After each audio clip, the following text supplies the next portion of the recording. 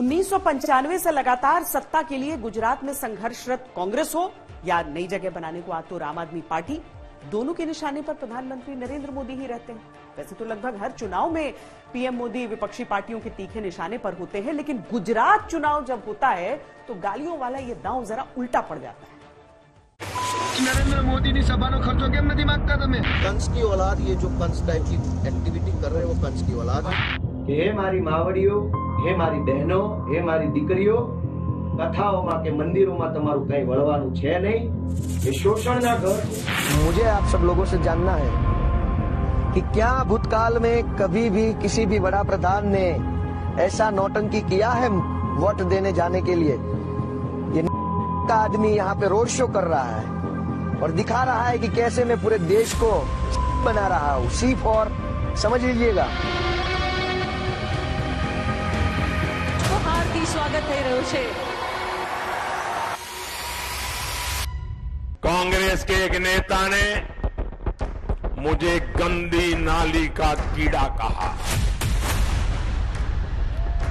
तो दूसरा मुझे गंगू तेली कहने आ गया। इनके एक नेता ने मुझे पागल कुत्ता कहा, तो दूसरा नेता सामने आया और मुझे भस्मासुर की उपाधि दे दी। कांग्रेस के एक और नेता है, देश के विदेश मंत्री रह चुके हैं, उन्होंने मुझे बंदर कहा। इनके और एक मंत्री ने मुझे वायरस कहा। इतना ही नहीं, मुझे रेबीज बीमारी से पीड़ित बंदर बोला गया, चूहा बोला गया, लहू पुरुष बोला गया, असत्य का सौदागर बोला गया। साथियों, कांग्रेस के नेताओं ने मुझे रावण, सांप, बिच्छू, गंदा आदमी, जहर बोले वाला तक बोला। कांग्रेस के नेता जिसके सामने नतमस्तक है, उन्होंने भी मुझे मौत का सौदागर कहा। ये इनका प्रेम करने का तरीका है, ये इनकी प्रेम की डिक्शनरी है कि ये आदमी बहुत नीच किस्म का आदमी है। इन चुनावों से पहले कांग्रेस गुजरात में हमेशा टक्कर में रहती थी, तो गालियों के सिरे के एक तरफ प्रधानमंत्री मोदी और दूसरी तरफ कांग्रेस का ही कोई नेता रहता था। आम आदमी पार्टी का जोश नया है, लेकिन परंपरा वही पुरानी है। नरेंद्र मोदी ની સભાનો ખર્ચો કેમ નથી માંગતા તમે? गुजरात की चुनावी हवाओं में जिनकी गालियां वीडियो बनकर फिलहाल गूंज रही हैं, उन गोपाल इटालिया की पुरानी हिस्ट्री और राजनीतिक महत्व पहले समझ लीजिए। गोपाल इटालिया 2013 तक गुजरात पुलिस में कांस्टेबल थे। हार्दिक पटेल के साथ पाटीदार आंदोलन में सक्रिय रहे। 2017 में गुजरात के गृह मंत्री पर जूता फेंका, जिसके बाद उन्हें सरकारी नौकरी से निकाल दिया गया। इटालिया ने 2020 में आम आदमी पार्टी ज्वाइन कर ली। मौजूदा समय में आम आदमी पार्टी के गुजरात इकाई के सबसे बड़े नेता हैं। गोपाल की गालियों में प्रधानमंत्री मोदी की मां, गुजरात की जनता और खुद प्रधानमंत्री मोदी आ चुके हैं। अभी तो ये चुनावी अंगड़ाई है, निश्चित ही गालियों के ग्राउंड पर आगे और હીરાબા આવીને પાછા નાટકો કરે, આપણને બોલતા શરમ આવે એટલી મોટી ઉંમરના વ્યક્તિ વિશે, પણ એ લોકો નથી શરમાતા। उस 100 साल की महिला ने क्या पाप किया? उस 100 साल की महिला का राजनीति से क्या सरोकार? एक 100 साल की मां के ऊपर आप हमला कर रहे हैं। और दोबारा कहती हूं, अरविंद केजरीवाल के आदेश पर यह हुआ है। हिम्मत है अरविंद केजरीवाल में तो आकर गुजरात की धरती पर एक बार गाली बक कर देखे नरेंद्र मोदी की मां को। यहाँ समझने वाली बात यह भी है कि गुजरात में चुनी हुई सरकार है और मुख्यमंत्री भूपेंद्र पटेल है, लेकिन फिर भी विपक्षी निशाने पर सीधे मोदी ही क्यों है?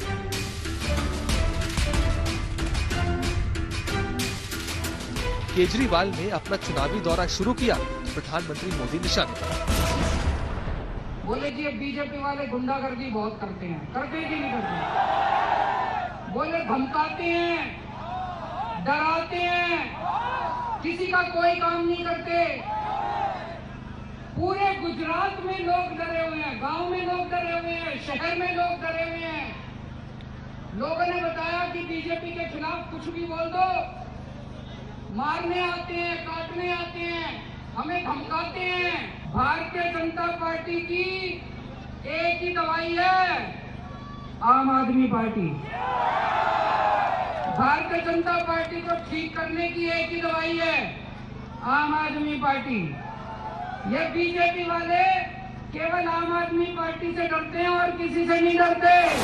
कांग्रेस भले अभी भारत जोड़ो यात्रा में व्यस्त है और खुलकर अभी प्रचार मैदान में नहीं कूदी है, लेकिन उसके नेताओं की जुबान पर भी गुजरात में विरोध के नाम पर पीएम मोदी ही है। गुजरात में भारतीय जनता पार्टी और आम आदमी पार्टी के बीच में नूरा कुश्ती हो रही है, मिली जुली कुश्ती हो रही है, जिससे कांग्रेस को मुख्य टक्कर से बाहर निकाल। तो गुजरात की जनता समझदार है, वो आम आदमी पार्टी और भाजपा के नाटक नौटंकी को समझ गई है। गुजरात में जिस तरह से बेधड़क ड्रग्स का व्यापार हो रहा है, केमिकल फैक्ट्रीज और पोर्टों पर ड्रग मिल रही है, ये नशे की बात करेंगे। गुजरात को और इस देश के युवाओं को नशे में ढकेलने वाले लोगों से एक ही सवाल है, कब बुलाकर पता करिएगा कि असली लोग कौन है इसके पीछे। ये सब जबानी जमा कर। वैसे प्रधानमंत्री मोदी कांग्रेस की बदली रणनीति को भी भांप रहे हैं और लगातार अपनी रैलियों में इसका जिक्र कर रहे हैं। તમે જોયું તો દરેક ચૂંટણીમાં મારા માટે એવા અપશબ્દો વપરાય, મોતના સોદાગરથી માણીને કશું બાકી ના રાખ્યું હોય, અને ગુજરાત દાંત ભીડીને કચકચાવીને જવાબ આપે। बीजेपी के मौजूदा मुख्यमंत्री भूपेंद्र पटेल से पहले विजय रूपाणी और आनंदीबेन पटेल भी मुख्यमंत्री रहीं, लेकिन जो 2 दशक से गुजरात यानी नरेंद्र मोदी के विरोध का भाव विपक्ष के मन में बैठा, तो वो अब भी बदस्तूर जारी है। लिहाजा आरोपों की गोलियां हों या रणनीति की गालियां, वो भी पीएम मोदी के ही हिस्से में लगातार आ रही हैं। ये आदमी यहाँ पे रोड शो कर रहा है और दिखा रहा है कि कैसे मैं पूरे देश को बना रहा हूँ। 2007 में कांग्रेस के नेतृत्व वाली यूपीए सरकार और गुजरात सरकार के रिश्ते कसीदा थे। बीजेपी राष्ट्रीय राजनीति में भी अपनी जगह नए सिरे से तलाश रही थी और गुजरात की बीजेपी सरकार केंद्र के निशाने पर रहती थी। ऐसे में होना था विधानसभा चुनाव। यूपीए चेयरपर्सन और कांग्रेस अध्यक्ष सोनिया गांधी की गुजरात के नवसारी में रैली थी।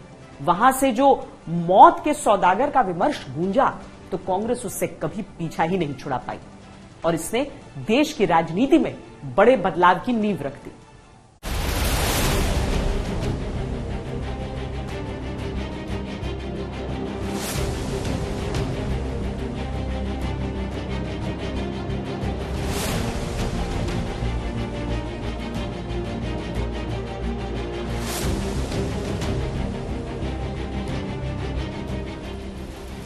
गुजरात की सरकार चलाने वाले झूठे बेईमानी, डर और मौत के सौदागर। तत्कालीन कांग्रेस अध्यक्ष सोनिया गांधी ने 2007 के गुजरात चुनाव प्रचार के दौरान मौत के सौदागर कहा, तब गुजरात के मुख्यमंत्री नरेंद्र मोदी थे। उन्होंने इस शब्द को पकड़ लिया और फिर मौत के सौदागर शब्दावली के दायरे में कांग्रेस को जवाब देना शुरू कर दिया। मौत का सौदागर जो, अरे सोनिया बहन मौत का सौदागर, તમારી આખી દિલ્હીની સરકાર મોતના સોદાગરોને રક્ષણ આપવાનું કામ કરે છે। મોતના સોદાગરોને બચાવવાનું કામ દિલ્હીની કોંગ્રેસની સરકાર કરે છે। હિન્દુસ્તાનની પાર્લામેન્ટ પર અફજલપુરે હુમલો કર્યો તો આ આતંકવાદી દેશની પાર્લામેન્ટ પર હુમલો કર્યો, સુપ્રીમ કોર્ટે ફાંસીની સજા કરી અને હજુ પણ સોનિયાબેન તમારી સરકાર આ મોતના સોદાગરને फांसी करवा तैयार नहीं। आ मौतना सौदागरों की रक्षा कौन करे? और मेरे कांग्रेस के मित्र सोनाबूंद का जनाजा लेके नाच रहे थे, बस अब मोदी फंस गया, मारा जाएगा, ये चल रहा था साहब। और मैंने कांग्रेस वालों को बड़ी सभा में कहा था कि कांग्रेस के लोग सोहराबुद्दीन का जनाजा लेकर के नाच रहे हैं, लेकिन वो कभी गांधीनगर नहीं पहुंच पाएंगे। यहाँ इस बात को ठीक से समझना जरूरी है कि बीजेपी में अटल बिहारी वाजपेयी का दौर बीत चुका था। प्रमोद महाजन की मौत हो चुकी थी और आडवाणी अपनी ही छवि से जूझ रहे थे। मौत के सौदागर के बाद जिस तरह प्रधानमंत्री मोदी ने आक्रामक प्रचार किया, उसने उन्हें केंद्रीय राजनीति में स्थापित कर दिया। और मित्रों, अभी तो बीच में देखा होगा आपने, बड़ी तूफान चल रहा था टीवी पे, अखबारों में, एनकाउंटर एनकाउंटर है, मालूम है ना, एनकाउंटर एनकाउंटर, सब लग पड़े थे साहब, एनकाउंटर एनकाउंटर एनकाउंटर। सोहराबुद्दीन गालियां और बढ़ती गईं। मोदी उतना ही अपना हिंदुत्ववादी छवि बनाते चले गए। विकास का गुजरात मॉडल लेकर तो वो पहले से देश के चुनावी मैदान में ताल ठोक ही रहे थे।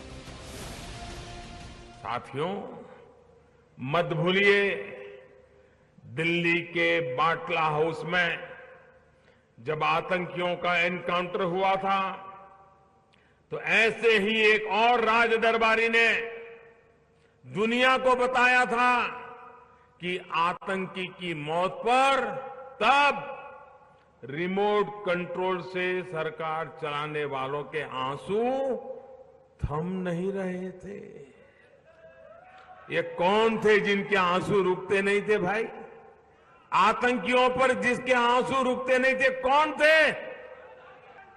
क्या ऐसी कांग्रेस से हम उम्मीद कर सकते हैं कि वो आतंक के खिलाफ कार्रवाई करेंगे?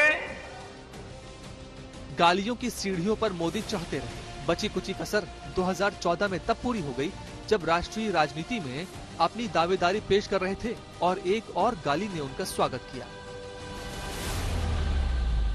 नरेंद्र मोदी कभी भी देश के प्रधानमंत्री नहीं बनेंगे, नहीं बनेंगे, नहीं बनेंगे। लेकिन यहाँ आकर चाय का वितरण करना चाहते हैं तो हम उनके लिए कुछ जगह बना रखते हैं।